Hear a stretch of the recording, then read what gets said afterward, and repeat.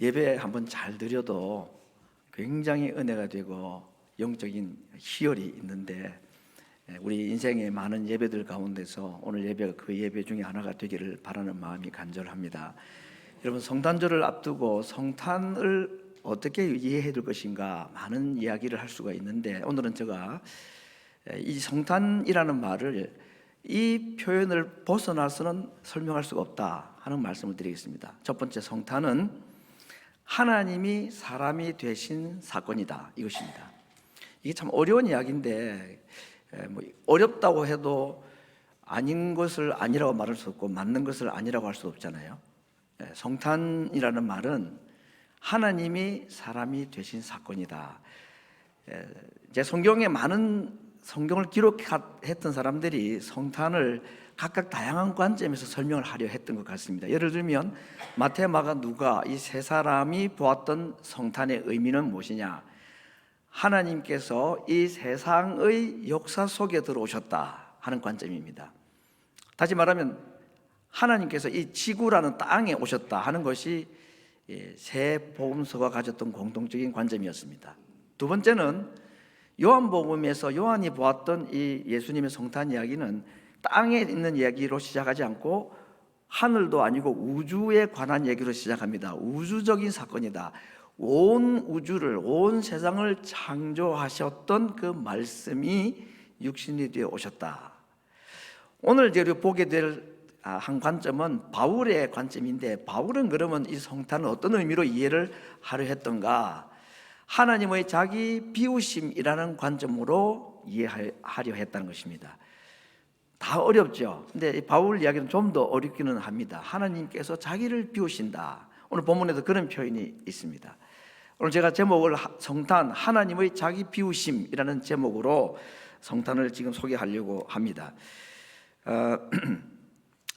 하나님이 자기를 비우셨다는 말을 오늘 성경에서는 사람이 되셨다 하는 표현입니다. 사람이 되셨다는 것을 자기를 비우신 사건이라고 소개했는데, 하나님이 사람이 되셨다 하는 이 말은 하나님의 하나님 되심, 오늘 여기서 말하는 하나님의 되심이라는 말은 죄 없다는 말입니다.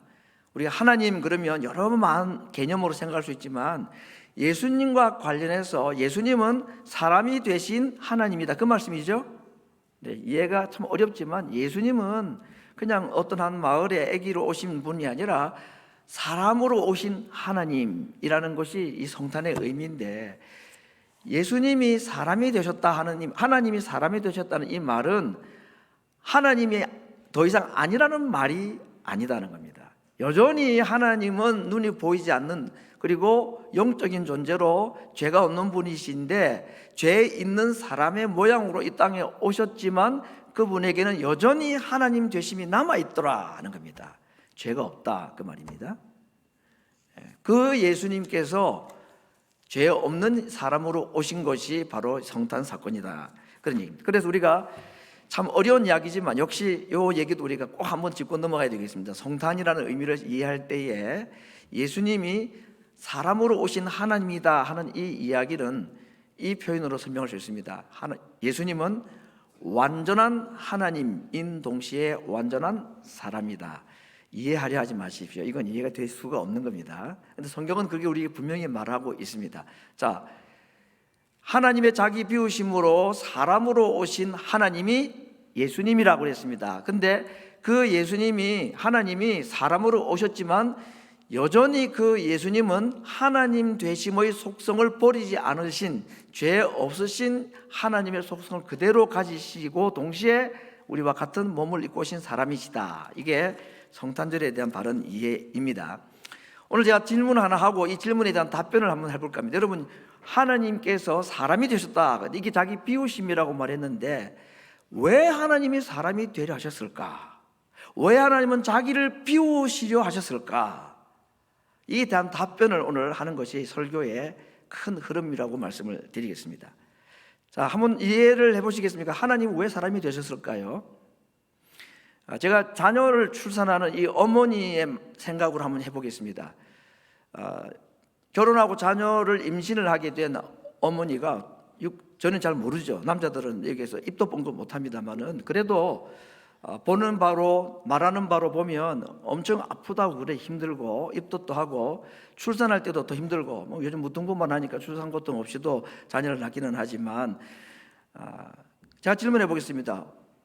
아이 요즘은 한 명 둘 정도 놓지만 저희 때만 해도 사형제입니다. 부모님들 넷을 낳으셨어요. 저희 부모님들은 6남매, 8남매, 10남매 그러셨습니다. 왜 자녀 낳습니까, 여러분? 대를 이어야 되니까, 뭐 나라를 위해서 충성을 해야 역사적 사명이 있기 때문입니까? 역사적 사명을 띠고 이 땅에 태어났습니까? 왜 엄마는 아기를 하나든 열이든 이렇게 낳을까요? 사랑하기 때문입니다. 왜 하나님이 사람이 되셨을까? 답은 사랑하기 때문입니다. 그래서 요한이 한 말을 바울은 어느 정도 이해를 하지 않았을까? 오늘 본문 외에 제가 요한 1서 말씀을 좀 보고 있는데, 요한 1서 4장 8절 16절의 말씀에 하나님이 사랑이시다 하는 얘기를 계속하고 있습니다. 하나님이 사랑이시라서 사람이 되어 이 땅에 오셨다는 것을 말씀을 하고 있는 겁니다. 다시 한번 질문하고 답변해 보겠습니다. 하나님이 왜 사람이 되셨습니까? 그 이유는 하나님은 사랑이기 때문입니다. 엄마가 통증이 있어도 자녀를 낳는 이유는 사랑이 있기 때문인데, 하나님이 사람이 되신 것도 사랑이 있기 때문이라고 그랬는데, 부모가 특별히 산모가 아기를 낳는, 고통이 있어도 아기를 낳는 것은 사랑 때문이라고 한다면 하나님이 사람이 되신 것도 사랑 때문이라고 했는데 왜 하나님이 우리를 사랑하십니까? 부모는 자식 사랑하는 게 당연하지만요, 하나님이 우리 사랑하는 게 당연한 일입니까? 그거 아니죠. 우리는 아들도 아닙니다. 우리는 죄인이었던 것입니다. 우리가 아직 죄인이었을 때에 우리를 위하여서 자기 아들을 죽게 하셨다. 그 이유가 사랑 때문이라고 말했습니다. 그래서 오늘 성탄의 주제로 사람이 되신 하나님, 이유는 사랑 때문이다 라는 것을 말씀을 하고 있습니다. 여러분, 이제 사랑한다, 누구를 사랑한다는 것은 대상이 있죠. 돈을 사랑하든 뭐 건강을 사랑하든 남편을 사랑하든 아내를 사랑하든 자식을 사랑하든 부모를 사랑하든 조국을 사랑하든 뭐가 사랑한다 그러면 그 사랑의 대상이 있습니다. 사랑의 대상이 없는데 사랑한다고 말하는 건 말이 안 되죠. 그건 뭐 이상한 사람입니다. 분명히 사랑한다고 할 땐 사랑의 대상이 있습니다. 하나님이 사람이 되신 이유는 사랑 때문이라고 말했는데 그 사랑의 대상이 누구냐? 바로 우리 자신이다 그럽니다. 자격이 별로 없는데 우리를 사랑하셔서 성탄을 이루셨다, 그런 말씀인 것입니다. 요즘에는 글쎄요, 결혼을 하는 게 참 시대마다 다 다르긴 다른데, 뭐 이전에는 뭐 중매 결혼도 하고 또 연애 결혼도 하고 친구 소개로 결혼하기도 하고 부모들끼리 알아서 결혼을 또 주선하기도 하고 이렇게 하는데, 요즘은 결혼을 이렇게 하려면 이렇게 리스트가 쫙 있는가 봐요. 가서 보면 뭐 A 등급부터 쫙 있다고 그래요, 요즘에. 그래서 직업 보고 연봉을 보고, 요즘에는 이제 이 결혼을 할 때에 또 하나 요구하는 게 있대요. 건강 진단서, 얼마나 오래 살 사람인가 이것도 본대요. 그게 아니기를 바라는데 실제로 그렇답니다. 뭐 결혼했는데 금방 세상 떠나버리면 어떡하겠습니까? 이건 사랑이라고 할 수 있는, 이건 거래죠.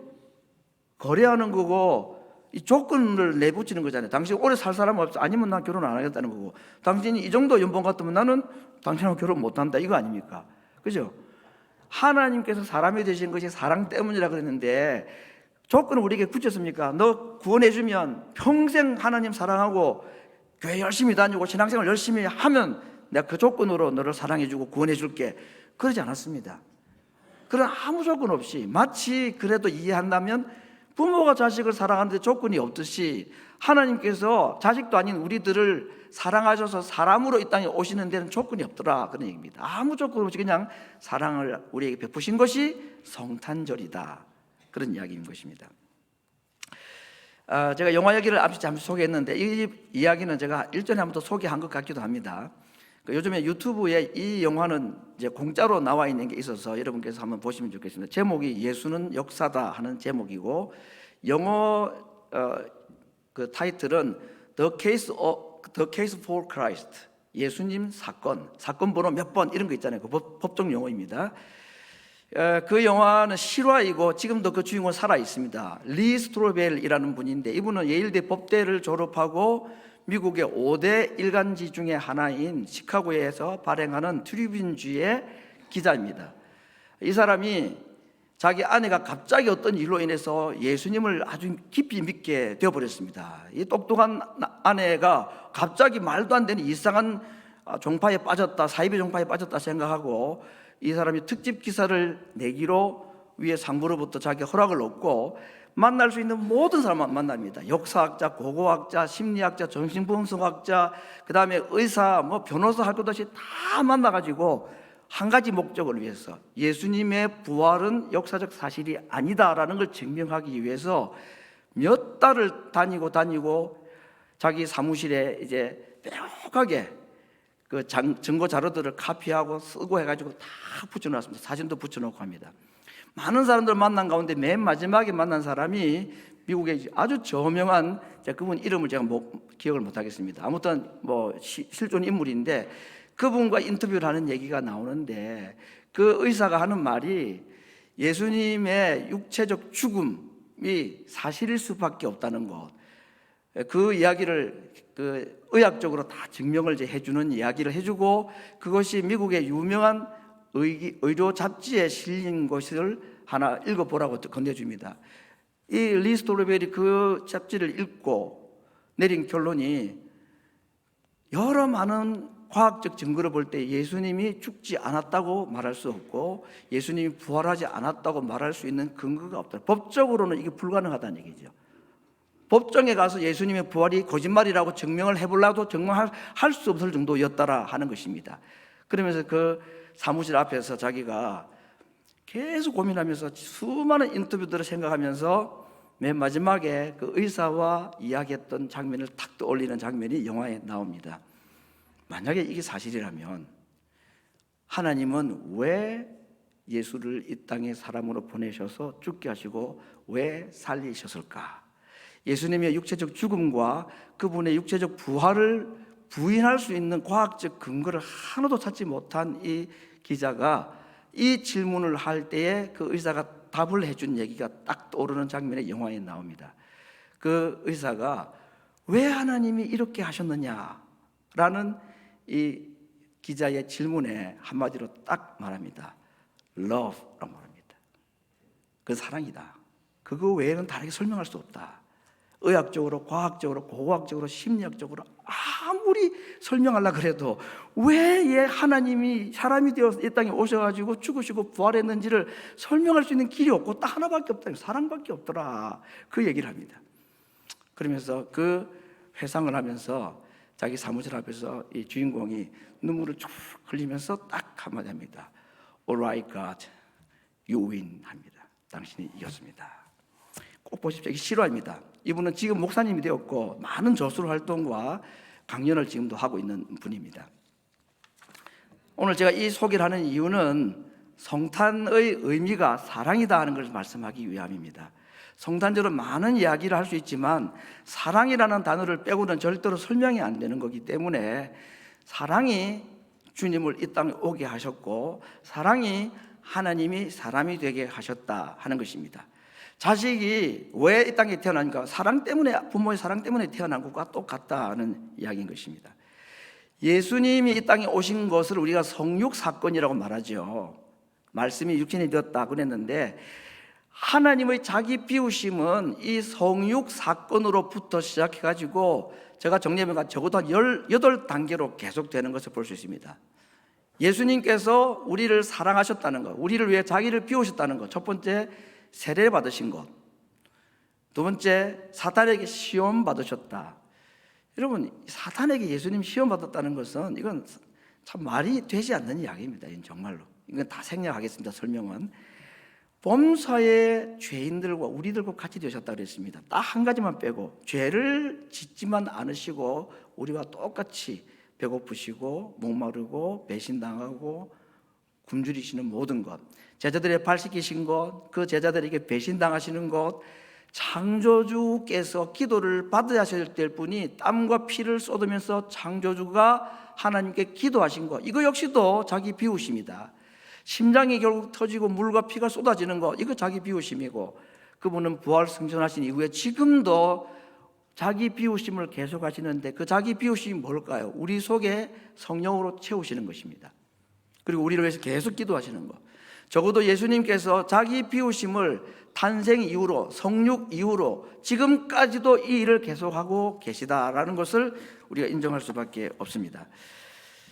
그런 점에서 볼 때에 이 성탄 사건은 하나님의 자기 비우심의 극치라고 말할 수가 있기 때문에 이 성탄절을 캐롤 몇 장을 부르고 선물 교환하고 성탄절 예배 한번 드리는 것으로 끝내기에는 너무 숭고하고 너무 거룩한 탄생이라는 것을 인정할 수밖에 없을 것 같습니다. 오늘 아침에는 우리가 이 성탄, 하나님이 사람이 되셨다, 자기를 비우어서 하나님이 사람이 되셨다, 그 이유가 나를 사랑하셨기 때문이라는 이 부름 앞에, 하나님 앞에 우리가 한번 이 성탄을 앞두고 이렇게 한번 질문을 해봤으면 좋겠습니다. 과연 나는 이 사랑을 알고 있는가? 하나님이 나를 사랑하셨다는 것을 나는 얼마나 잘 깨닫고 있는가 하는 질문인 것입니다.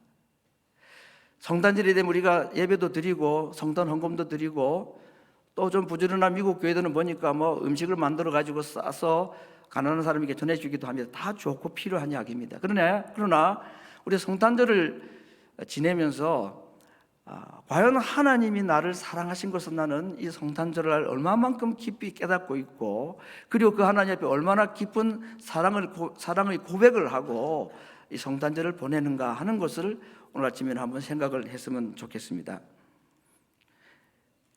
여러분께서 사랑하는 대상자가 있죠. 가족 관계에서 남편과 아내에게, 부모가 자식에게, 자식이 부모에게. 솔직히 한번 우리 질문해 보겠습니다. 여러분, 부모님을 사랑하는 것과 자식을 사랑하는 것 중에서 어느 것이 더 큰 것 같습니까? 다 똑같을 겁니다. 사실은 내가 자식에게 사랑한 것보다는 부모님이 나를 더 사랑하신 것이 거의 틀림없겠는데, 근데 이상하게 돌려드리는 사랑은 위로는 잘 안 돼요. 생각보다는. 그것도 부모들이 다 알아요. 그래서 서운하지가 않죠. 그죠? 자식 사랑은 참 더 큰 것 같습니다. 자식이 나중에 우리가 자기들 얼마나 사랑했는지 우리가 뭐 그걸 알아주기를 바라고 그렇게 합니까? 그것도 아니잖아요. 그냥 자식이니까 사랑하는 겁니다. 하나님이 우리를 사랑하신 이유는 자식이 아님에도 불구하고 부모가 자식을 이유 없이 사랑하는 것 이상으로 그냥 죄인인 우리를 사랑하신 겁니다. 이게 성탄절의 의미라는 겁니다. 근데 우리가 하나님에게 드리는 이 사랑의 이야기를 생각해 보면, 자식은 사랑할 줄 알면서도 그만큼 부모를 사랑하지 못하는 이 이상한 인간의 이 근성이 남았는지, 하나님께 그 사랑을 받았는데 그 사랑을 잘 표현을 잘 못하고 잘 안 돌려주고 그런 것 같습니다. 하나님께서 우리에게 뭐 요구하고 자기가 사랑을 우리에게 베푸신 건 아니겠지만요, 사람에게 사랑을 베푸는 건 두 번째 치고 내게 그 사랑을 베푸신 그 하나님에게 과연 우리는 얼마만한 사랑의 깨달음을 가지고 예배하는가. 제가 예배 전에도 말씀을 드렸습니다.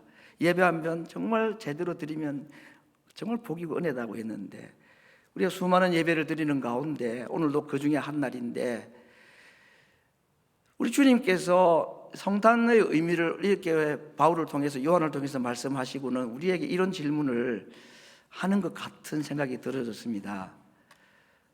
너 정말 진심으로 나를 사랑하느냐? 너의 예배는 정말 사랑의 마음이 있어서 하는 것이냐? 헌금하는 것, 봉사하는 것, 섬기고 모든 수고가 내가 좋아서 하는 건지, 아니면 정말 하나님의 사랑에 감격하고 감사해서 하는지, 그 질문을 하실 것 같습니다. 그 질문 앞에 우리가 무슨 답을 해야 될 것인가, 이 고민을 하시면서 오늘 말씀을 좀 들었으면 좋겠습니다. 목사로 생각할 때에 최선을 다해서 목회하려고 하고, 선교사도 마찬가지입니다. 우리 교회 직분자들이 최선을 다해서 자기 사명을 감당하겠다고 하는 것입니다.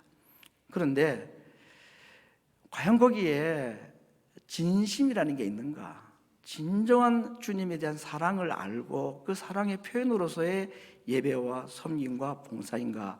라고 질문해 보면 그러지 않은 것 같다 생각이 많이 들었습니다. 주님은 우리에게 다른 것을 요구하시는 것이 아니고 진실한 사랑, 정말 나를 사랑하느냐라고 우리에게 물으신다고 생각을 해봅니다.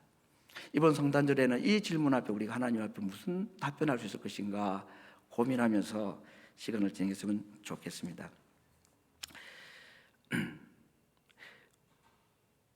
세상 사람들은 무슨 진실하다, 뭐 진정으로 사랑한다 이런 거 별로 그렇게 말 안 하는 것 같아요. 그래서 세상이 뭐 너를 그렇게 진심 어린 사랑을 하는 것을 그렇게 바라는 줄 아느냐? 세상에 충신이 어디 있고 연료가 어디 있고 진정한 효자가 어디 있냐? 다 자기 잘 되려고 하는 거 아니냐? 그런 메시지가 계속 흘러나오는 거죠. 그러면서 우리에게 이렇게 오히려 강요합니다. 그런 거 생각하지 말고 그냥 누가 그렇게 뭐 중심으로 열심으로 그 진실한 마음으로 뭐 사랑하고 이렇게 해도 세상은 안 변해. 세상이 뭐 악한데 어떻게 누가 그렇게 한다고 바뀔 게 뭐가 있겠느냐고 오히려 우리를 그렇게 얘기하는 겁니다. 그죠? 정말 그 말이 맞는 것 같아요. 나 혼자 뭐 정말 나라를 사랑하고 나 혼자 마음을 다해서 이웃을 사랑하고 부모님을 섬기고 사랑하고 하는 거 그런다고 세상이 변할까? 세상이 너무 깜깜하고 내가 가지고 있는 성냥개비 하나도 못한 이 자그마한 이거 가지고 이 진실이라는 게 세상에 통하긴 하겠는가? 그런 생각이 들기도 합니다. 어쩌면 그게 맞을지도 몰라요. 내가 아무리 신앙으로 바르게 살고 깨끗하고 진실하게 살려고 해도 세상은 하나 변하지 않을지도 모르겠습니다. 근데 그래도 저는 해야 된다고 생각합니다. 주님 사랑한다면 세상이 변하고 안 변하고를 떠나서 모든 세상 사람들이 그렇게 하고 주변의 사람들이 모두 그렇게 살아간다 할지라도 세상을 바꾸기 위해서가 아니라 그냥 주님 앞에서 주님 사랑하는 마음에서 내 중심을 드리고 진실한 마음으로 사람을 사랑하고 하나님을 사랑하는 것 이거 해야 된다고 생각합니다. 그렇게 하다 보면 잘 되면 세상도 좀 밝아질 수 있겠지만 꼭 그러지 않는다 할지라도 세상은 안 변해도 내가 변합니다.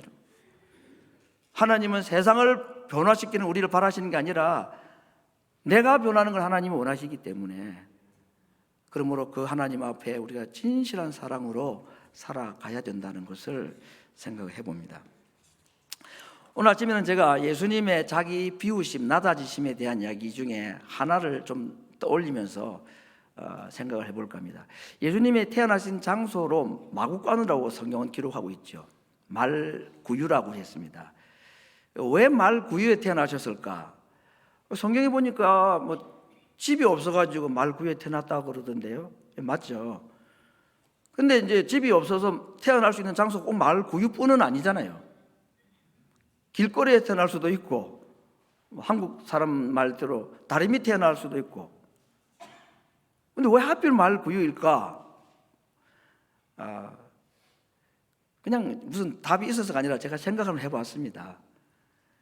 가난하고 불쌍하고 힘들게 태어나셨다는 걸 강조하려면 더 안 좋은 장소도 있는데 말구유에 태어나셨다 하는 것을 생각하면 예수님의 비유 가운데서 탕자의 돼지 우리간이 좀 떠올랐습니다. 탕자가 하나님을 떠난 사람을 말하는 거 아닙니까? 하나님을 떠난 인생이 가는 맨 마지막 장소가 돼지 우리간이었습니다.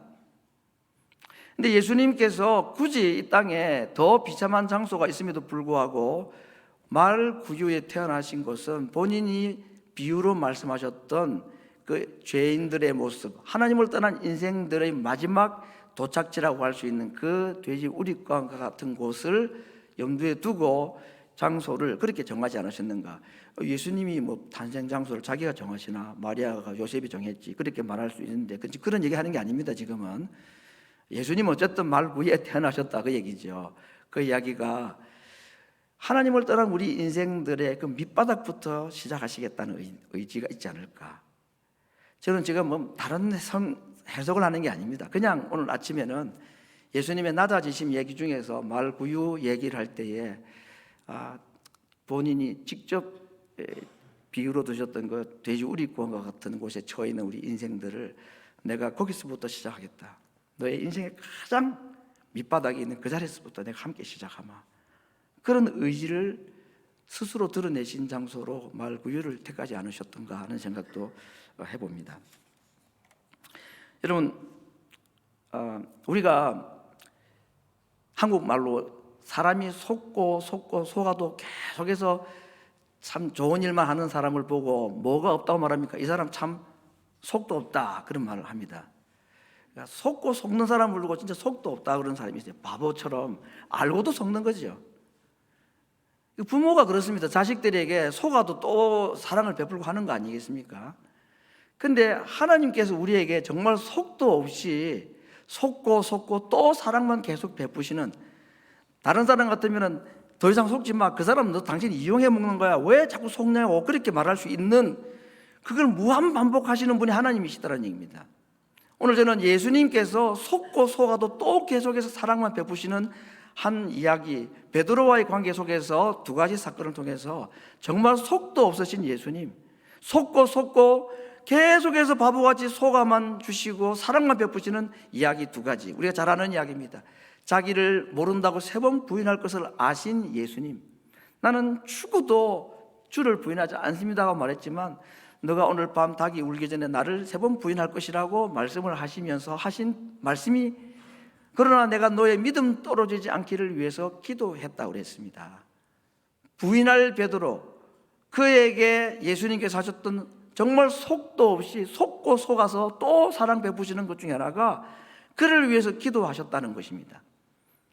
마지막 하나님 예수님께서 보여주신 또 한 번의 속은 사랑은 무엇입니까?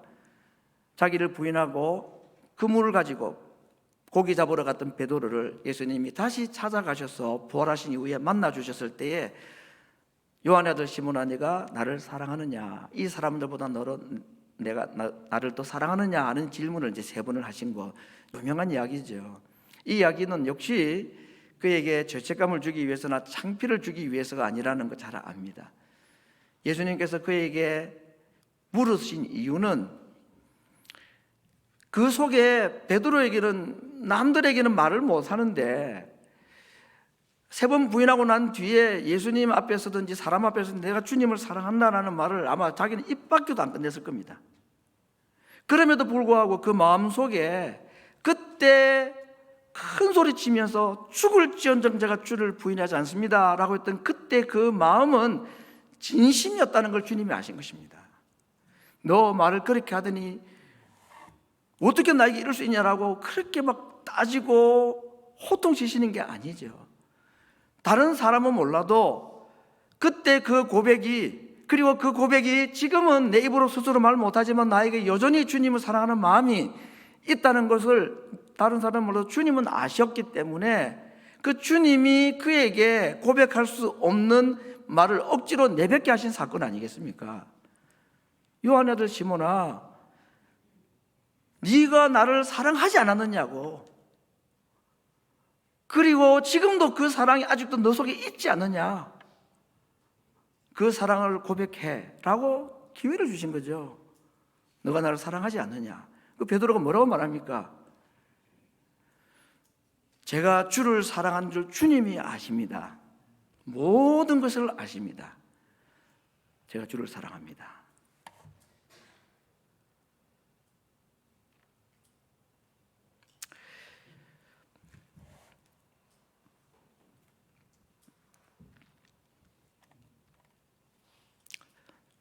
성단은 사랑입니다.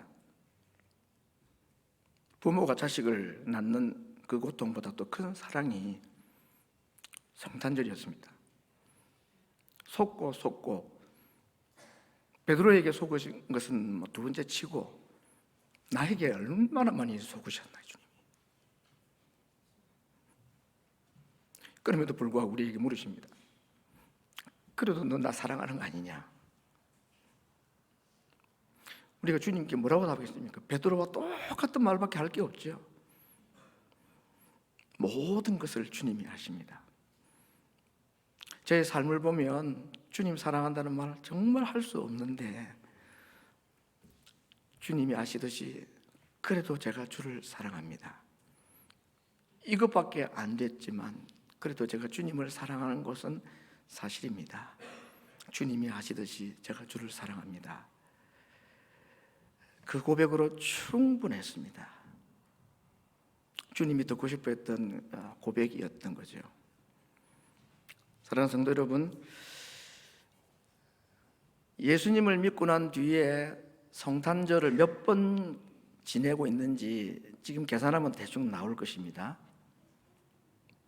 10번일 수도 있고 2번일 수도 있고 60번, 70번일 수도 있겠죠. 작년에 왔던 성탄절이 올해도 왔습니다. 성탄절은 사랑입니다. 사람으로 오신 하나님, 나를 사랑하셨기 때문에 사람이 되어 오신 예수님, 그 주님께서 오늘 우리에게 다른 걸 물으시지 않습니다. 너가 정말로 나를 사랑하느냐? 성탄절에 우리에게 이 질문을 하실 것 같습니다. Do you truly love me? 진실로 나를 사랑하느냐? 그 주님 앞에 그렇습니다. 제가 주님 그래도 사랑합니다. 라는 참 소박한 사랑의 고백, 사랑의 다짐, 이번 성탄절에 가장 소중한 예물로 하나님 앞에 드릴 수 있는 2025년 성탄절 되기를 바랍니다. 기도하겠습니다.